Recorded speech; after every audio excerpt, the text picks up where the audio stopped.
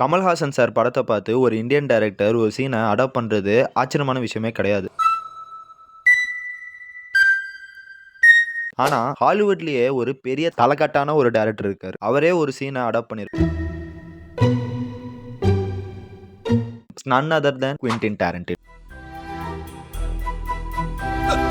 Kill Bill part 1ல ஒரு அமேசிங்கான அனிமேஷன் சீக்வன்ஸ் பிளேஸ் ஆயிருக்கும். அது 2001ல வந்த ஆலவந்தான் படத்துல ஒரு சின்ன அனிமேஷன் சீக்வன்ஸ்ல இருந்து குவிட்டி இன்ஸ்பயர் பண்ணிருப்பாரு. ஆலவந்தான்லயே குறிப்பா அந்த ஒரு சீக்வன்ஸை அனிமேஷனா ட்ரீட் பண்ணதுக்கான காரணமே ஸ்கிரிப்ட் ரைட்டிங்லயே நிறைய பிளட் அண்ட் கோர் இருந்துச்சு. சரி, இது வித்தியாசமா காமிப்போமே இல்ல புதுசா காமிப்போமேன்னு சொல்லிட்டு தான் கமல்ஹாசன் சாரே இதை அனிமேஷனா எடுத்திருப்பாரு.